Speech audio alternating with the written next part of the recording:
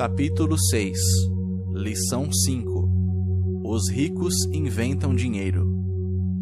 Ontem à noite, interrompi a redação e fui assistir a um programa de televisão sobre a história de um jovem chamado Alexander Graham Bell.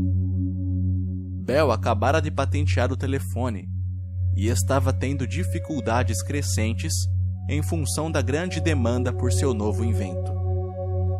Precisando ampliar suas atividades, ele procurou o gigante da época, a Western Union, para perguntar se havia interesse na compra de sua patente e de sua pequena empresa. Ele desejava $100 mil por todo o pacote. O presidente da Western Union zombou dele e recusou a oferta, afirmando que o preço era ridículo. O resto é história. Surgiu uma indústria multibilionária e nascia a AT&T. Quando terminou a história de Alexander Graham Bell, veio o noticiário noturno. Entre as notícias, estava o downsizing de outra empresa local. Os trabalhadores estavam furiosos e reclamavam que os donos da empresa estavam sendo injustos. Um gerente demitido, de cerca de 45 anos, estava na fábrica com sua mulher e 2 crianças, pedindo aos guardas que o deixassem entrar para falar com os proprietários a fim de solicitar que reconsiderassem sua demissão. Ele acabara de comprar uma casa e estava com medo de perdê-la. A câmera focalizava suas queixas para que todo mundo pudesse ver. Não preciso dizer que isso prendeu minha atenção. Ensino profissionalmente desde 1984. Tem sido uma experiência muito gratificante e também uma atividade perturbadora, pois tenho ensinado para milhares de pessoas e vejo algo em comum em todos nós, incluindo eu próprio. Todos temos um potencial tremendo e fomos abençoados com dons. Contudo, a única coisa que nos detém é alguma insegurança. Não é tanto a falta de informação, mas sim a falta de autoconfiança. Alguns são mais afetados do que outros. Quando saímos da escola, a maioria de nós sabe que o que conta não é tanto o título que obtivemos ou as notas que tiramos. No mundo real, fora da academia, é necessário algo mais do que simplesmente notas. Já ouvi falar de garra, ousadia, audácia, coragem, cara de pau, esperteza, tenacidade, brilho. Este fator, qualquer que seja o nome que se lhe atribui, é mais decisivo, em última instância, para nosso futuro, do que as notas obtidas ao longo dos estudos. Dentro de cada um de nós há alguma dessas características. Existe também o reverso das mesmas. Pessoas que, se necessário, se ajoelhariam suplicantes.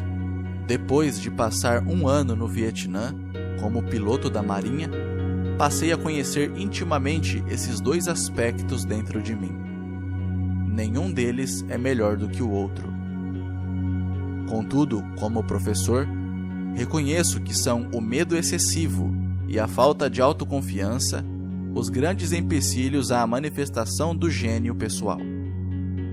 Partia-me o coração ver estudantes que sabiam as respostas e que, no entanto, não tinham a coragem de agir em consequência. Muitas vezes, no mundo real, não são os talentosos que vão em frente, mas os ousados. Em minha experiência pessoal, o gênio financeiro exige tanto conhecimento técnico quanto ousadia. Se o medo for muito forte, o gênio se extingue.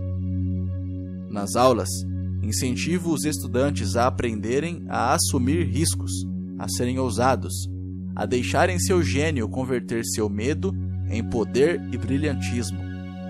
Funciona para alguns e apavora outros. Acabei percebendo que a maioria das pessoas, quando se trata de dinheiro, prefere a segurança. Tive que responder a perguntas como: por que arriscar? Por que me dar ao trabalho de desenvolver meu QI financeiro? Por que me alfabetizar financeiramente? A resposta é: para ter mais opções.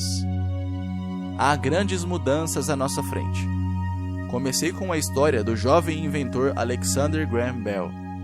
Nos próximos anos, haverá mais pessoas como ele.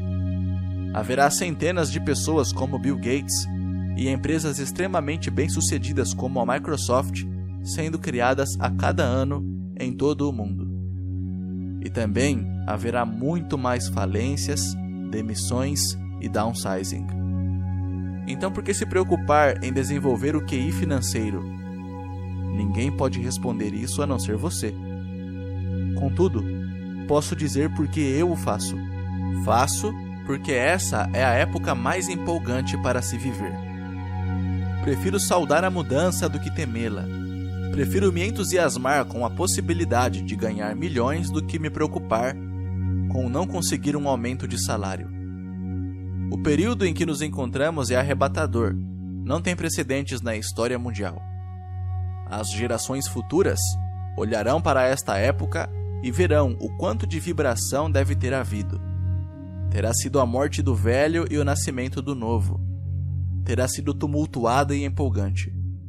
Então, por que se preocupar em desenvolver o QI financeiro? Porque se você o fizer, poderá prosperar muito. E se você não o fizer, este será um período apavorante. Será uma época em que pessoas seguem ousadamente em frente, enquanto outras se agarram a modos de vida decadentes. Há 300 anos, a terra era riqueza, de modo que quem a possuísse possuía riqueza. Então, apareceram as fábricas e a produção, e os Estados Unidos ascenderam ao domínio. Os industriais eram os donos da riqueza. Hoje é a informação. E a pessoa que tiver a informação na hora certa terá a riqueza. O problema é que a informação voa em volta do mundo à velocidade da luz. A nova riqueza não fica restrita por limites e fronteiras, como ocorria com as fábricas. As mudanças serão mais aceleradas e dramáticas.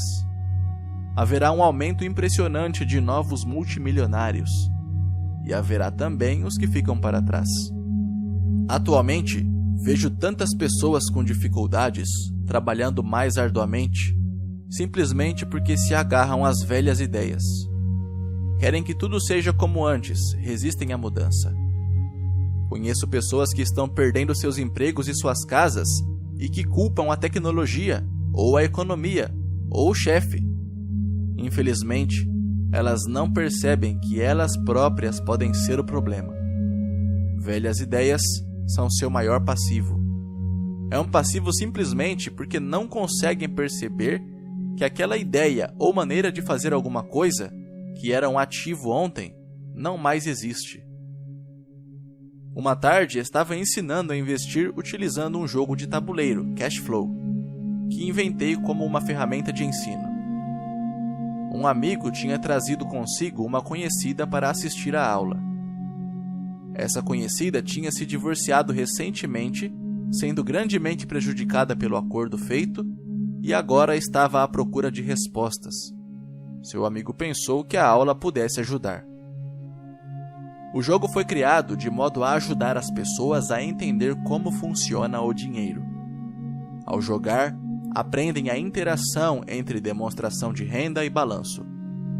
Elas aprendem como o dinheiro flui entre os dois e como a trajetória para a riqueza depende de aumentar o montante gerado mensalmente pela coluna de ativos até o ponto que este supere nossas despesas mensais. Uma vez atingido esse ponto, você pode abandonar a corrida dos ratos e entrar na pista da alta velocidade.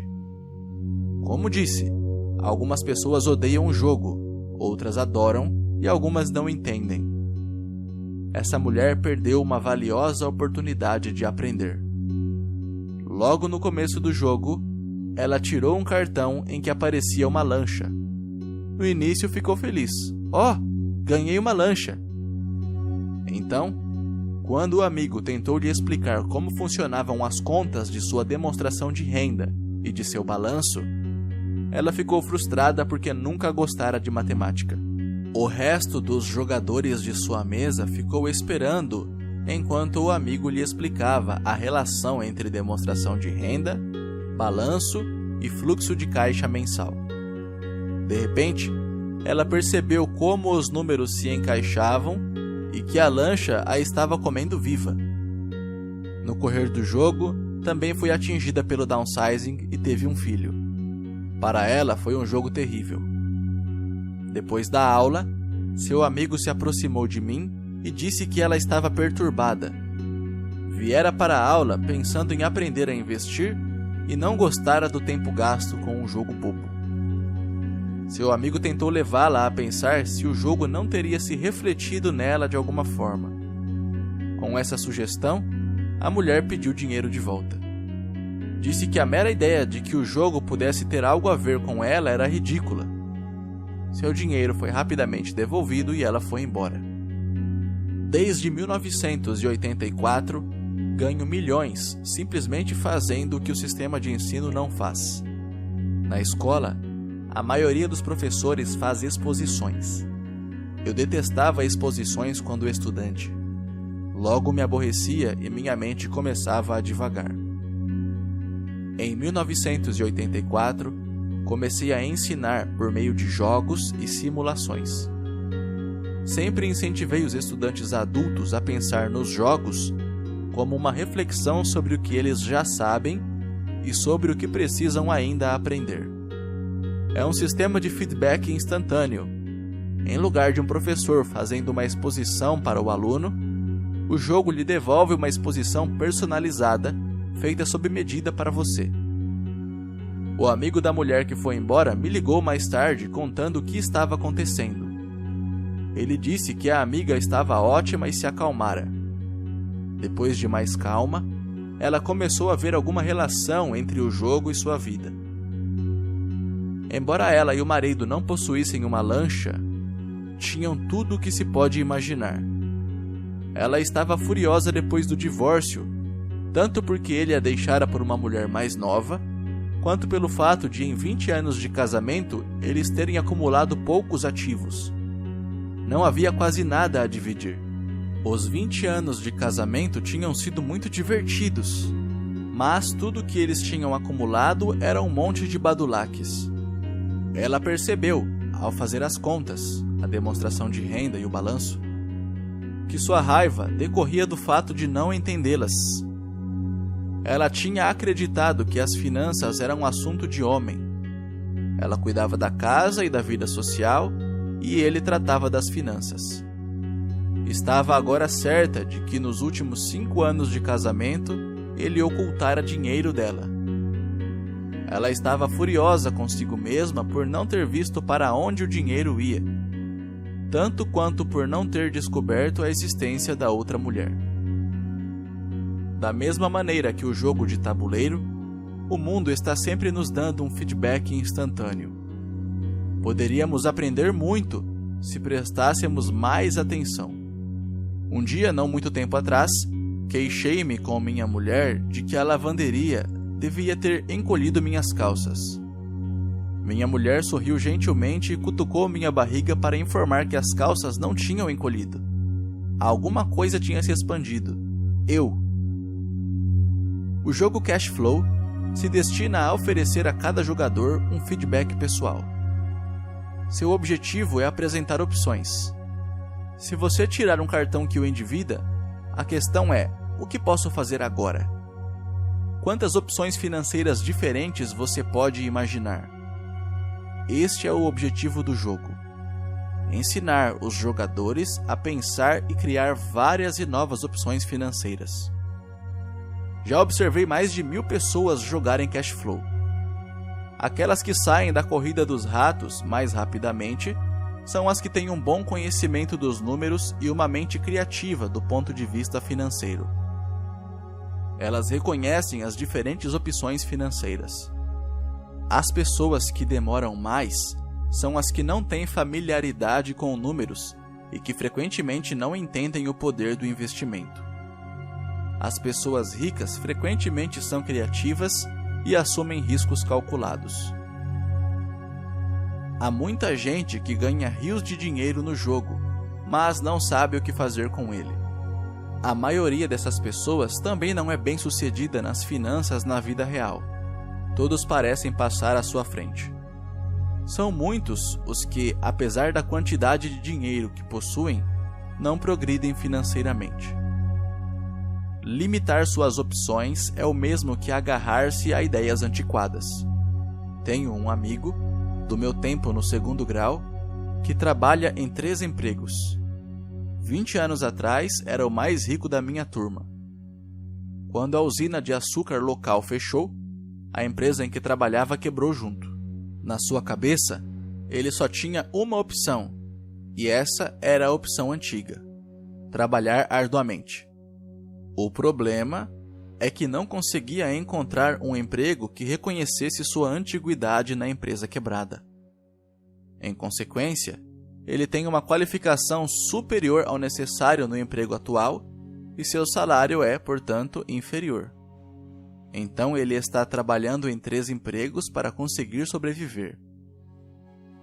Observei pessoas que jogam cash flow queixando-se de que as cartas não lhes oferecem as oportunidades certas, e assim ficam paradas.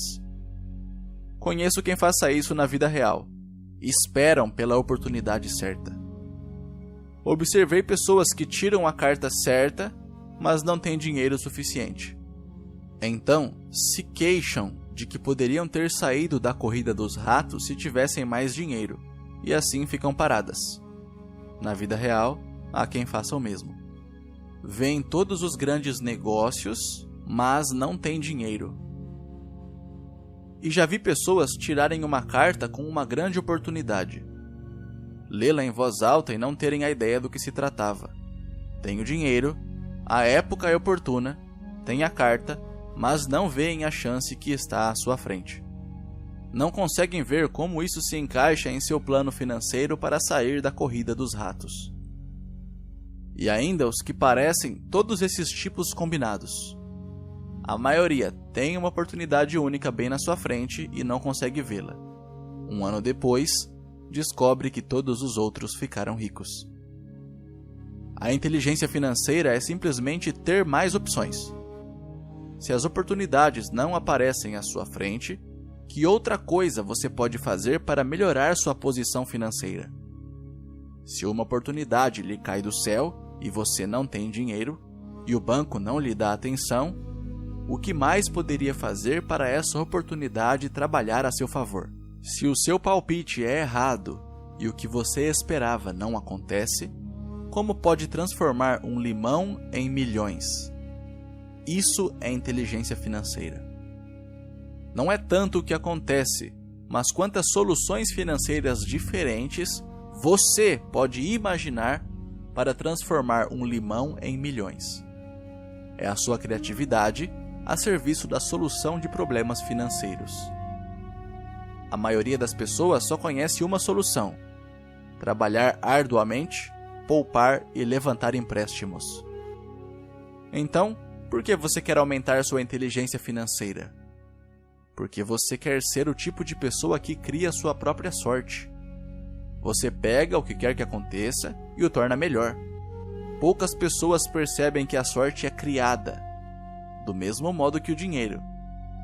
E se você quer ter mais sorte e criar dinheiro em lugar de trabalhar arduamente, então sua inteligência financeira é importante.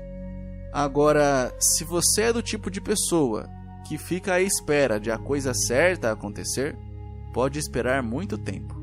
É como esperar que todas as luzes estejam verdes 5 quilômetros antes de começar a viagem. Quando éramos garotos, Mike e eu ouvíamos meu pai rico dizer que o dinheiro não é real. Pai rico de vez em quando nos lembrava como chegamos perto do segredo do dinheiro naquele primeiro dia em que começamos a fazer dinheiro com gesso. Os pobres e a classe média trabalham pelo dinheiro, dizia. Os ricos fazem dinheiro. Quanto mais real vocês pensarem que o dinheiro é, tanto mais arduamente trabalharão por ele. Se vocês perceberem que o dinheiro não é real, enriquecerão mais rápido. Então o que é? Era a pergunta que Mike e eu repetíamos frequentemente. O que é a moeda se não é real? O que nós concordamos que seja. Era tudo que Pai Rico respondia. O ativo mais poderoso que todos nós possuímos é nossa mente. Se for bem treinada, pode criar uma imensa riqueza no que parece ser um instante. Riqueza muito além dos sonhos de reis ou rainhas há 300 anos. Uma mente não treinada também pode criar pobreza externa que perdura por muito tempo quando é transmitida às famílias. Na era da informação, o dinheiro cresce exponencialmente. Algumas poucas pessoas estão se tornando fabulosamente ricas a partir do nada, apenas com ideias e acordos. Se você perguntar a muitas pessoas que negociam com ações ou outros investimentos como meio de vida, elas dirão que veem isso acontecer a toda hora. Milhões podem ser ganhos instantaneamente a partir do nada. E ao dizer nada, estão querendo dizer que não há dinheiro sendo trocado. Tudo é feito por um acordo, um sinal manual do pregão, um sinal na tela de um corretor em Lisboa, originado por um corretor em Toronto e de volta a Lisboa. Um telefonema para meu corretor para comprar e outro logo a seguir para vender. O dinheiro não muda de mãos, os acordos mudam. Então, por que desenvolver seu gênio financeiro? Só você pode responder a isso. Eu só posso dizer porque venho desenvolvendo essa área de minha inteligência. Eu faço porque quero ganhar dinheiro rapidamente. Não porque eu precise, mas porque quero. É um processo de aprendizado fantástico. Desenvolvo meu QI financeiro porque quero participar do maior jogo do mundo. E de minha maneira pequena, gostaria de ser parte dessa evolução sem precedentes da humanidade. A era em que os seres humanos não trabalham com seus corpos, mas apenas com suas mentes. Aliás, nestas é onde está a ação. É o que está acontecendo. É fantástico, é apavorante e é divertido. É por isso que invisto em minha inteligência financeira, desenvolvendo o ativo mais poderoso que possuo. Quero estar junto das pessoas que se dirigem ousadamente para frente. Não quero estar entre os que ficam para trás. Vou lhe apresentar um exemplo simples de criação de dinheiro. No início da década de 1990, a economia de Phoenix estava em situação deplorável. Assistia na televisão ao Bom Dia América, quando um consultor financeiro começou a prever dias de desgraça e sombra. Seu conselho era: poupe seu dinheiro, ponha $100 de lado a cada mês, dizia, e em 40 anos você será um multimilionário. Bem, fazer uma poupança mensal é uma orientação válida. É uma opção, a opção que a maioria das pessoas encamparia. O problema é o seguinte: torna-nos cegos ao que está acontecendo à nossa volta. Perdem-se grandes oportunidades de um ganho maior. O mundo passa ao largo daqueles que optam por esse caminho. Como disse, a economia estava em situação deplorável naquele momento. Para os investidores, essa é a condição perfeita do mercado. Parte de meu dinheiro estava aplicada em ações e apartamentos. Tinha pouco dinheiro em mãos. Como todos estavam se desfazendo de coisas, eu estava comprando. Eu não estava poupando, estava investindo. Minha mulher e eu tínhamos mais de $1 milhão trabalhando em um mercado que crescia rapidamente. Era a melhor oportunidade para investir. A economia encontrava-se em má situação. Eu não podia deixar aqueles pequenos negócios passarem ao largo. Casas que valiam $100 mil estavam agora sendo oferecidas por 75 mil. Mas, em vez de comprar na imobiliária local, comecei a comprar no escritório do advogado especializado em falências ou nos degraus do tribunal. Nesses lugares, uma casa de $75 mil podia ser adquirida por 20 mil ou menos.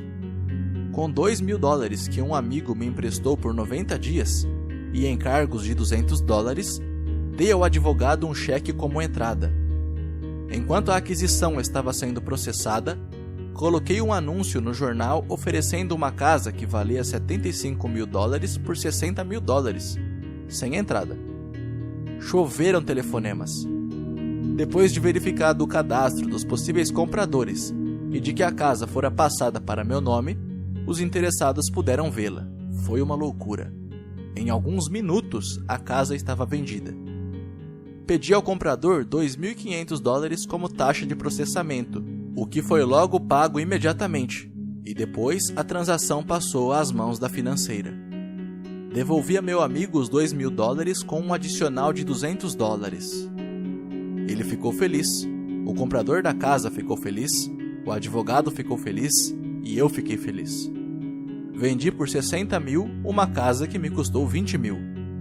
Os $40.000 foram criados com dinheiro que estava em minha coluna de ativos na forma de uma promissória do comprador.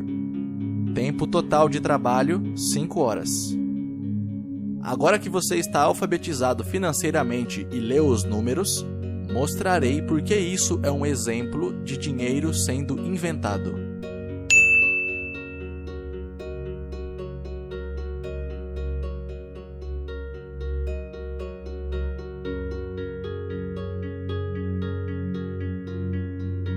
Nessa fase de mercado deprimido, minha mulher e eu fizemos 6 de tais simples transações nas horas vagas. Enquanto o grosso de nosso dinheiro estava aplicado em imóveis maiores e em ações, conseguimos criar mais de $190.000 em ativos, promissórias a juros de 10%, a partir dessas 6 transações de compra, cria e vende. Isso representa uma renda anual de aproximadamente $19.000, boa parte dos quais abrigados sob o manto de nossa sociedade anônima. Esses $19.000 anuais se destinarão, sobretudo, a pagar os carros de nossa empresa, gasolina, viagens, seguros, jantares com clientes e outros. Quando o governo tributa essa renda, ela já foi gasta em despesas legalmente dedutíveis.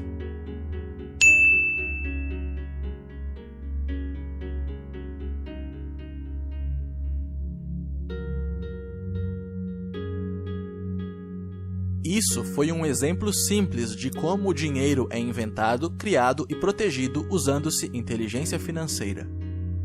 Pergunte-se quanto tempo levaria para poupar $190.000. O banco lhe pagaria um juro de 10% sobre esse dinheiro? E a promissória é de 30 anos. Espero que eles nunca me paguem os $190.000. Eu teria de pagar impostos se eles me pagassem o principal. E, além disso, $19.000 pagos ao longo de 30 anos geram uma renda de pouco mais de $500.000. Já vi pessoas perguntarem o que aconteceria se o comprador não pagasse. Também seria bom. O mercado imobiliário de Phoenix foi, entre 1994 e 1997, um dos mais quentes do país. Aquela casa de $60.000 teria sido retomada e revendida por $70.000, mais outros $2.500 a título de despesas de processamento. E ainda seria um bom negócio para o novo comprador, e o processo prosseguiria. Se você lembra, a primeira vez que vendi essa casa, devolvi os $2.000. Tecnicamente, não pus dinheiro na transação. Meu retorno sobre o investimento, ROI, é infinito. Esse é um exemplo de um monte de dinheiro sendo feito a partir do nada. Na segunda transação, quando revendi, eu teria posto $2.000 de meu bolso e renovado o empréstimo por 30 anos. Qual teria sido o ROI se eu recebi dinheiro para fazer dinheiro? Não sei, mas sem dúvida é muito mais do que seria obtido poupando $100 todo mês, o que na verdade acaba sendo equivalente a $150, porque se trata de uma renda, já descontado o imposto durante 40 anos a 5%, e que novamente sofrerá tributação de 5%. Não é algo muito inteligente. Pode ser seguro, mas não é esperto. Atualmente, em 1997, quando estou escrevendo este livro, as condições de mercado são exatamente o oposto do registrado 5 anos atrás. O mercado de Phoenix é a inveja dos Estados Unidos. As casas vendidas a $60.000 valem agora $110.000. Há ainda oportunidades, mas me custariam um ativo valioso, meu tempo, sair por aí atrás delas. São raras. Mas, hoje há milhares de compradores buscando esses negócios e apenas uns poucos fariam sentido financeiramente. O mercado mudou. É tempo de mudar e buscar outras oportunidades para sua coluna de ativos. Você não pode fazer isso aqui. Isso é contra a lei. Você está mentindo. Ouço esses comentários com muito mais frequência do que "Você pode me mostrar como fazer isso?" A matemática é simples. Você não precisa de álgebra ou de cálculo. Não escrevo muito porque a financeira cuida do lado legal da transação e do controle do pagamento. Não preciso consertar tetos ou instalações hidráulicas porque os proprietários cuidam disso. É a casa deles. De vez em quando alguém não paga. E isso é muito bom porque há multas de mora ou eles se mudam e a propriedade é vendida de novo. O sistema judiciário cuida disso. Pode até não funcionar na sua região. As condições de mercado podem ser diferentes. Mas o exemplo ilustra como um processo financeiro simples cria centenas de milhares de dólares com pouco dinheiro e baixo risco. É um exemplo de dinheiro sendo apenas um contrato. Qualquer pessoa com instrução secundária pode fazer isso. Contudo, muita gente não o faz. Muita gente segue o conselho padrão: trabalhe arduamente e poupe dinheiro.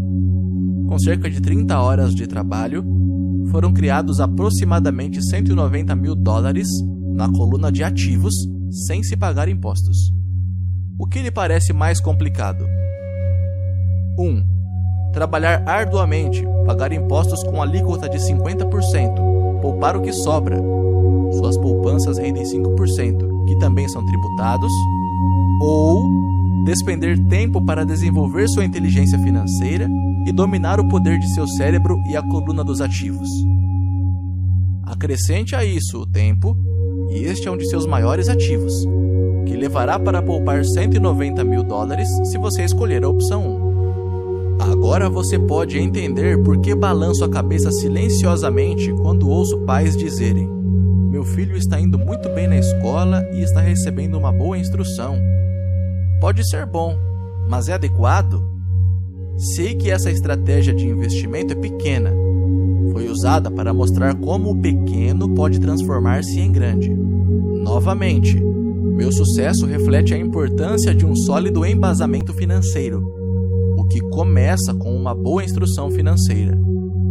Já disse antes, mas vale a pena repetir: a inteligência financeira é constituída por essas 4 habilidades técnicas. 1. Alfabetização financeira, a capacidade de entender números. 2. Estratégias de investimento, a ciência do dinheiro fazendo dinheiro. 3. O mercado, oferta e demanda. Alexander Graham Bell deu ao mercado o que este desejava. Bill Gates fez o mesmo. Uma casa de 75 mil, oferecida por 60 mil e que custou 20 mil, também foi o resultado de perceber uma oportunidade criada pelo mercado. Alguém estava comprando e alguém estava vendendo. 4. A lei. O conhecimento de lei e regulamentos estaduais e nacionais sobre contabilidade e empresas. Recomendo que se jogue dentro das regras. São os fundamentos básicos ou a combinação destas habilidades o necessário para ser bem-sucedido na busca da riqueza. Seja pela compra e venda de pequenos imóveis, grandes apartamentos, empresas, ações, títulos, fundos mútuos, metais preciosos, cartões de beisebol ou coisas do gênero. Por volta de 1996, o mercado imobiliário tinha se recuperado e todos estavam entrando. O mercado de ações estava em alta e todos estavam entrando. A economia dos Estados Unidos punha-se de pé novamente. Comecei a vender em 1996 e viajei para o Peru, Noruega, Malásia e Filipinas. Os investimentos tinham mudado. Nós estávamos fora do mercado imobiliário, pelo menos no que se referia a compras. Eu apenas observava o aumento dos valores da coluna de ativos e provavelmente começaria a vender mais para o fim do ano. Isto estava dependendo de algumas alterações na legislação serem aprovadas pelo Congresso. Desconfio que alguns desses pequenos negócios imobiliários começarão a ser vendidos e a promissória de $40.000 será convertida em dinheiro. Preciso consultar meus contadores e me preparar para liquidá-la e procurar formas de resguardar o dinheiro. O que desejo ressaltar aqui é que os investimentos vêm e vão, os mercados sobem e descem, as economias melhoram e entram em crise. O mundo está sempre lhe apresentando oportunidades únicas a cada dia de sua vida, mas, na maior parte das vezes, não conseguimos percebê-las, mas elas estão lá. E quanto mais o mundo muda e quanto mais a tecnologia progride, maiores oportunidades existirão para permitir que você e sua família estejam seguros pelas próximas gerações. Então, por que desenvolver sua inteligência financeira? Repito, só você pode responder a isso. Sei porque eu continuo a aprender e desenvolver. Eu o faço porque sei que estão vindo mudanças. Prefiro saudar a mudança do que me agarrar ao passado. Sei que haverá expansões do mercado e crises. Quero desenvolver continuamente minha inteligência financeira, porque a cada mudança, algumas pessoas estarão de joelhos suplicando por seus empregos.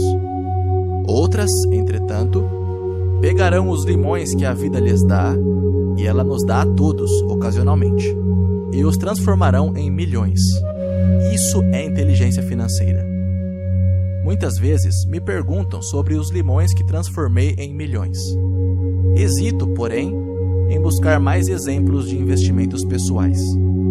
Hesito porque tenho medo de que pareça bravata ou autoelogio. Não é essa a minha intenção. Uso os exemplos apenas como ilustração numérica e cronológica de casos concretos e simples. Uso os meus exemplos porque quero que você saiba que é fácil. Torna-se mais fácil quanto mais você se familiariza com os 4 pilares da inteligência financeira. Pessoalmente, emprego 2 veículos principais para obter crescimento financeiro: imóveis e ações de pequenas empresas. Os imóveis são a base. Todo dia meus imóveis geram um fluxo de caixa e de tanto em tanto seu valor aumenta. As ações são usadas para obter um crescimento rápido. Não recomendo nada do que faço. Os exemplos são apenas isso, exemplos. Se a oportunidade é muito complexa e eu não entendo o investimento, não faço. Matemática simples e bom senso são tudo o de que se necessita para alcançar sucesso financeiro. Há 5 razões para usar os exemplos. 1. Inspirar as pessoas para que aprendam mais. 2. Mostrar às pessoas que tudo é fácil se o embasamento é sólido. 3. Mostrar que qualquer um pode obter uma grande fortuna. 4. Mostrar que há milhões de maneiras de atingir nossos objetivos. 5. Mostrar que isto não é ciência espacial. Em 1989, eu costumava correr numa bela região de Portland, Oregon. Era um subúrbio com lindas casas que pareciam de boneca. Eram pequenas e lindas. Eu quase que esperava encontrar na calçada Chapeuzinho Vermelho a caminho da casa da vovó. Por todo lugar havia cartazes de vende-se. O mercado de toras de madeira estava em crise, e o mercado de ações acabara de entrar em colapso e a economia estava deprimida. Numa rua notei um cartaz que parecia pregado lá há mais tempo que os outros, anunciando a venda de uma casa. Correndo por lá, um dia encontrei o dono da casa que tinha um ar preocupado. "Quanto o senhor quer pela casa?" perguntei. O dono se virou e deu um sorriso desanimado. "Faça uma oferta", disse. "Está à venda há 1 ano. Ninguém mais aparece para vê-la." "Vou olhar", disse eu.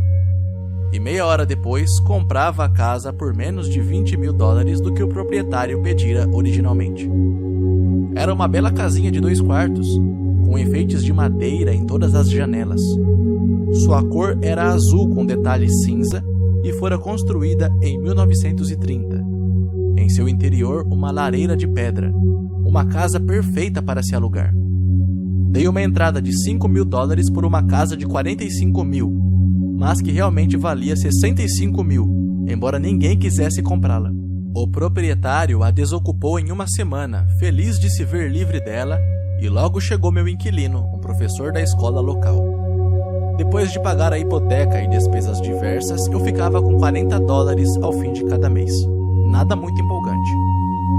Um ano depois, o mercado imobiliário deprimido de Oregon começou a se recuperar. Os investidores da Califórnia, cheios de dinheiro obtido em seu mercado imobiliário ainda em expansão, estavam se deslocando para o norte e comprando imóveis no Oregon e em Washington. Vendi a casinha por $95 mil a um casal californiano que achou que estava diante de uma pechincha.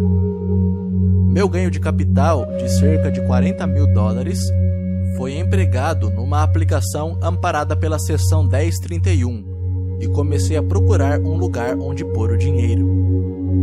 Em um mês, encontrei um prédio com 12 apartamentos perto da fábrica da Intel, em Beaverton, Oregon. Seus donos moravam na Alemanha e não tinham ideia do quanto valia o local, e, novamente, só queriam se desfazer do imóvel. Ofereci $275 mil por um prédio que valia $450 mil. Concordaram com $300 mil. Comprei e fiquei com ele por 2 anos. Utilizando o mesmo processo de troca de imóveis com tributação deferida, minha mulher e eu vendemos o prédio por $495 mil e compramos outro com 30 apartamentos em Phoenix, Arizona. Naquela época, nos mudamos para Phoenix para sair de uma crise e teríamos de vendê-lo de qualquer maneira. O preço do prédio de 30 apartamentos era de $875 mil com entrada de $225 mil. O fluxo de caixa decorrente do aluguel dos 30 apartamentos era de pouco mais de $5 mil ao mês. O mercado de imóveis do Arizona começou a subir e, em 1996, um investidor no Colorado nos ofereceu $1.200.000 pelo imóvel. Minha mulher e eu pensamos em vendê-lo, mas decidimos esperar para ver se a legislação relativa a ganhos de capital seria alterada pelo Congresso. Se mudasse, o imóvel deveria aumentar, acredito, outros 15% ou 20%. Além disso, os $5 mil ao mês eram um bom fluxo de caixa. Este exemplo mostra como é possível transformar uma pequena soma de dinheiro em outra muito maior. Repito, é uma questão de entender demonstrações financeiras, estratégias de investimento, sentir o mercado e conhecer as leis. Se as pessoas não são versadas nesses tópicos, elas tenderão a seguir o dogma padrão, que é buscar segurança, diversificar e só aplicar em investimentos seguros. O problema é que investimentos seguros muitas vezes são esterilizados, isto é, são tão seguros que seus ganhos são menores. A maioria das corretoras não tocará em transações especulativas para proteger a si próprias e a seus clientes. E essa é uma política sábia. Os negócios realmente quentes não são oferecidos aos novatos. Normalmente, os melhores negócios, que tornam os ricos ainda mais ricos, são reservados para aqueles que entendem o jogo. É tecnicamente ilegal oferecer a alguém que não é considerado sofisticado esses negócios especulativos, mas naturalmente acontece. Quanto mais sofisticado me torno, mais oportunidades aparecem no meu caminho. Outro argumento para desenvolver sua inteligência financeira ao longo da vida é simplesmente que mais oportunidades são apresentadas a você. E quanto maior for sua inteligência financeira, mais fácil será de reconhecer um bom negócio. Quanto mais aprendo, e há muito a aprender, mais dinheiro ganho. Simplesmente porque, com o passar dos anos, acumulo experiência e sabedoria. Tenho amigos que se aprisionam à segurança, trabalhando com afinco em suas profissões e que não conseguem adquirir sabedoria financeira, que leva tempo para ser desenvolvida. De modo geral, minha filosofia é plantar sementes em minha coluna de ativos. Essa é a minha fórmula. Começo com pouco e planto sementes. Algumas se desenvolvem, outras não. Na nossa empresa imobiliária, há propriedades que valem muitos milhões. É nosso próprio trust de investimentos em imóveis. a maioria desses milhões partiu de investimentos mínimos, da ordem de 5 mil ou 10 mil. Todas essas entradas foram beneficiadas por terem ocorrido em momentos de rápida ascensão do mercado, aumentos isentos de imposto, compras e vendas feitas repentinamente ao longo de alguns anos. Também temos um portfólio de ações, abrigado em uma empresa que minha mulher e eu chamamos de nosso fundo mútuo pessoal.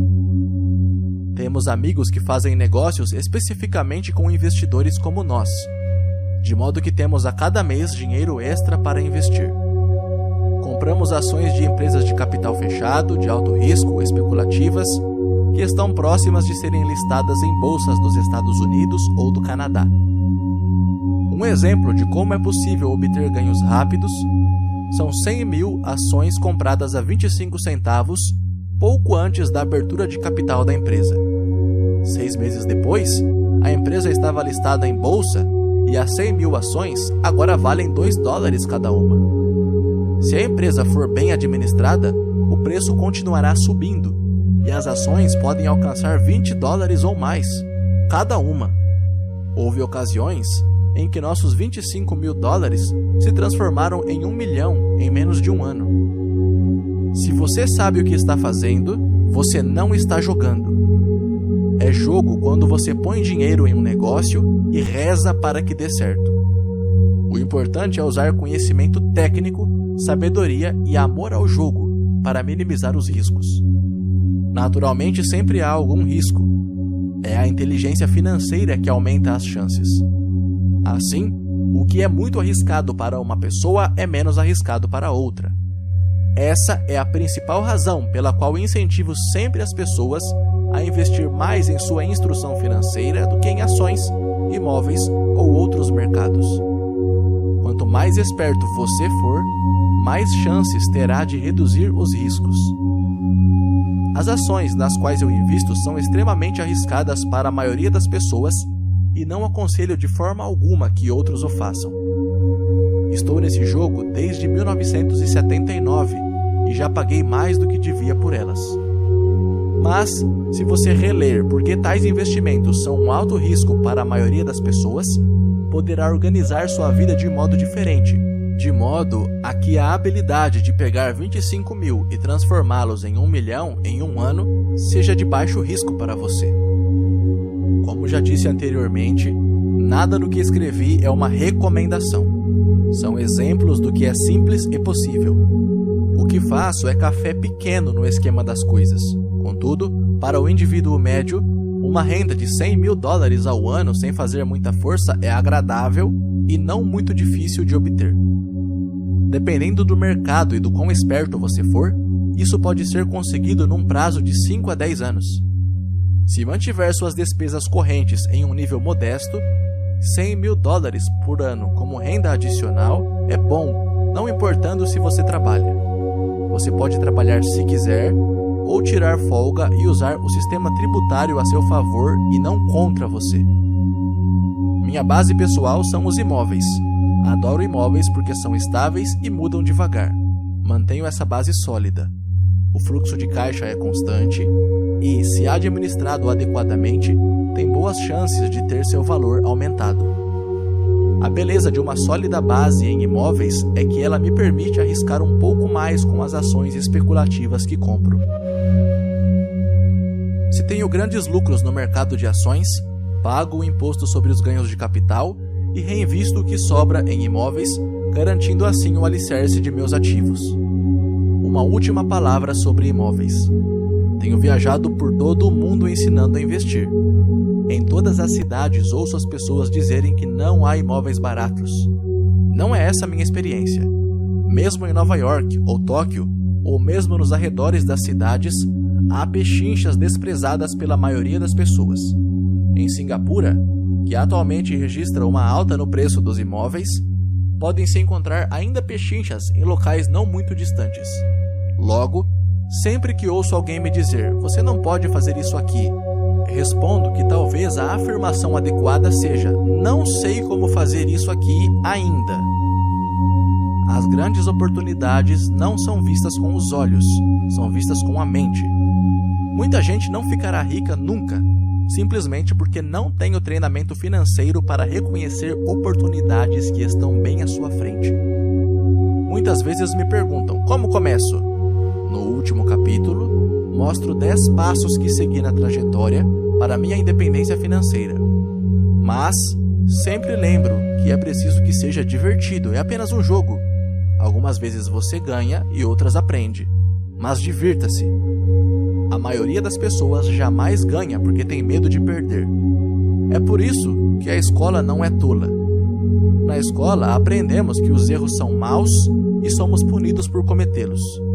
Contudo, se você prestar atenção à maneira como os seres humanos aprendem, verá que aprendemos errando. Aprendemos a andar caindo. Se nunca cairmos, não andaremos nunca. O mesmo quanto a andar de bicicleta. Ainda tenho cicatrizes nos joelhos, mas hoje ando de bicicleta sem pensar. O mesmo vale para enriquecer. Infelizmente, a principal razão pela qual a maioria das pessoas não é rica é por seu pavor de perder. Os vencedores não têm medo de perder, mas os perdedores sim. Os fracassos são parte do processo do sucesso. As pessoas que evitam os fracassos também evitam os sucessos. Penso no dinheiro de forma semelhante ao meu jogo de tênis. Jogo muito, erro, corrijo, erro mais, volto a corrigir e melhoro o meu jogo. Se eu perder o jogo, vou até a rede e aperto a mão de meu adversário, sorrio e digo, até sábado. Há 2 tipos de investidor. 1. O primeiro e mais comum são as pessoas que compram um investimento empacotado. Eles procuram um varejista, seja uma imobiliária, seja um corretor ou um consultor financeiro e compram alguma coisa. Pode ser um fundo mútuo, um trust de investimentos imobiliários, ações ou títulos. É uma forma bem limpa e simples de investir. Pode ser comparado à pessoa que vai à loja e compra um computador direto da prateleira. 2. O segundo são os investidores que criam investimentos. Esse investidor, em geral, organiza o negócio de forma semelhante às pessoas que compram os componentes e montam seu computador. É algo sob medida. Eu não sei como juntar componentes de computador, mas sei como juntar oportunidades ou conheço gente que sabe. É este segundo tipo que tem mais probabilidade de se tornar um investidor profissional. Algumas vezes são necessários anos para se juntarem todas as peças. E às vezes nunca se consegue isso. Meu pai rico me incentivou a ser este tipo de investidor. É importante aprender a juntar as peças porque é aí onde estão os grandes ganhos. E se a maré é adversa, as grandes perdas. Se você quer ser o segundo tipo de investidor, precisa desenvolver 3 habilidades principais. Estas se somam àquelas necessárias para se adquirir a inteligência financeira. 1. Como encontrar uma oportunidade que ninguém mais viu. Você vê com sua mente o que os outros veem com os olhos. Por exemplo, um amigo comprou uma casa caindo aos pedaços. Era assustador olhar para ela. Todos se perguntavam por que ele a teria comprado. O que ele viu e nós não vimos foi que, junto com a casa, a compra envolvia mais 4 lotes de terreno vazio. Ele verificou isso indo à imobiliária. Depois de comprar a casa, ele a demoliu e vendeu os 5 lotes para um construtor por 3 vezes o que tinha pago. Ele pagou $75.000 em 2 meses de trabalho. Não é muito dinheiro, mas sem dúvida é muito mais do que o salário mínimo, e não há muitas dificuldades técnicas. 2. Como conseguir dinheiro. Em geral, as pessoas só procuram o banco. Esse segundo tipo de investidor precisa saber onde levantar recursos, e há muitas formas de fazê-lo sem ir ao banco. Para começar, aprendi a comprar imóveis sem precisar de banco. Não é tanto pelos imóveis, mas pela aprendizagem de como conseguir o dinheiro, o que não tem preço. Muito frequentemente ouço as pessoas dizerem: "O banco não me dá um empréstimo", ou "não tenho dinheiro para comprar isso". Se você quiser se tornar um investidor do tipo 2, precisará aprender a fazer o que atrapalha tanta gente. Em outras palavras, a maioria das pessoas deixa que a falta de dinheiro as impeça de fechar um negócio. Se você puder evitar esse obstáculo, estará milhões à frente dos que não aprenderam essas habilidades. Muitas vezes, adquiriu uma casa ou ações ou um prédio de apartamentos sem ter um tostão no banco. Uma vez comprei um prédio por 1.200.000. O que eu fiz é chamado de amarrar a transação com um contrato escrito entre comprador e vendedor. Então, consegui o necessário para pagar o depósito de 100.000, o que me permitiu obter 90 dias para levantar o resto do dinheiro. Por que eu fiz isso? Simplesmente, sabia que o prédio valia 2 milhões. Nunca levantei o dinheiro. Em lugar disso, a pessoa que depositou os 100.000 me deu 50.000 por ter encontrado o prédio, assumiu minha posição e eu saí do negócio. Total de tempo de trabalho, 3 dias. Repito, conta mais o que você sabe do que o que você compra. Investir não é comprar, é conhecer. Como organizar pessoas espertas? Pessoas inteligentes são aquelas que trabalham com ou contratam uma pessoa mais inteligente do que elas. Quando você precisar de orientação, assegure-se de escolher sabiamente seu conselheiro. Há muito o que aprender, mas a recompensa pode ser astronômica.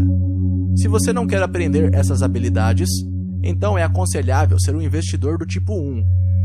Sua maior riqueza é o que você sabe. Seu maior risco é o que você não conhece.